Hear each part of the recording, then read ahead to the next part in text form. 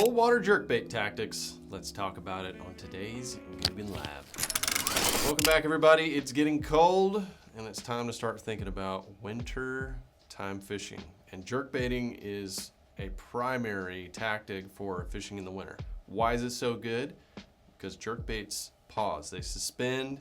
It gives fish the time they need to swim over to a lure and grab it because they're cold-blooded and they're not going to be able to chase down a fast-moving bait. So we'll talk about some of the techniques for winter fishing with these jerkbaits. But the idea of jerkbaiting itself is very simple, and it gets a ton of bites. So these are jerkbaits right here. These are our Googan Squad Scouts. We designed these with Ketchco. We have two different sizes. We have an original and a junior. And depending on which one, you're gonna get different depths and a little bit different length on it. But most of the time, and especially when it gets cold, I'm throwing the bigger one because it gets a little bit deeper. I can get a longer cast with it and usually just get bigger fish with bigger baits. So I'm going with the original size most of the time when I'm fishing winter. If I see some small shad that are closer to the surface, if I just see something like that keys me in where I need to go with that smaller size, then I'll go with this. But the best thing about these is they are going to dive down a few feet and then they're going to suspend when you stop it. So you stop reeling it, you stop moving the rod tip, it's gonna stay there.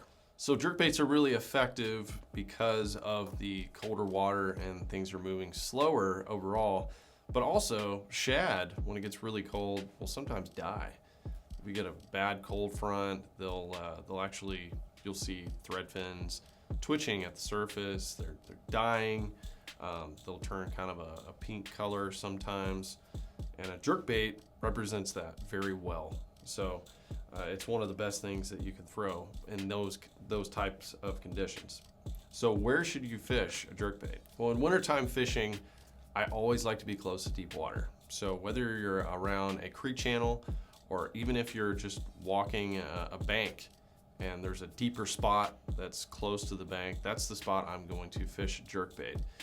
And the second thing I'm going to look for is any type of cover that's around there. So is there going to be any standing timber? That's an excellent place to throw a jerkbait. Is there any sort of riprap or a point that comes out? Any sort of object that is going to hold a fish where I can throw my bait out, throw it past it, work it down, and then twitch, let that thing pause.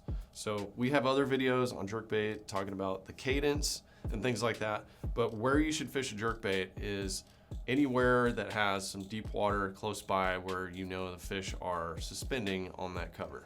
Or even if they're in open water, like for example, just on main lake points, suspended over them. Just quickly to touch on gear, that's gonna help you out when you're jerkbait fishing, especially in the deep winter. Go with a lighter line. It's gonna be easier to cast, it's gonna have better action on your jerkbait, and you wanna go with a fluorocarbon. So wintertime jerkbait fishing, I'm going 8-pound test to 10-pound test, just depending, but usually that 8 to 10 gets me right where I need to be, and it's fluorocarbon sinks, so it's gonna help the way your jerkbait sits in the water. As far as rods go, you wanna have a softer rod for this.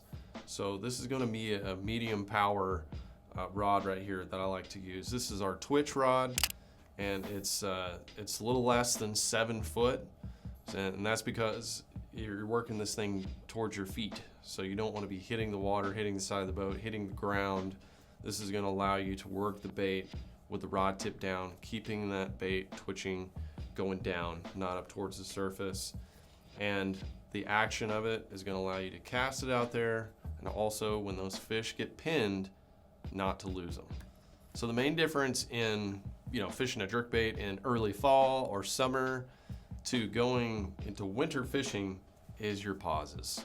It's going to be your pauses a lot longer. We're talking 4 to 6 seconds in the winter, maybe even longer if it's really cold, just depending on where you are in the country. But The long pauses are difficult. They almost seem like eternity, especially when you're coming out of fall fishing and used to like really hot action.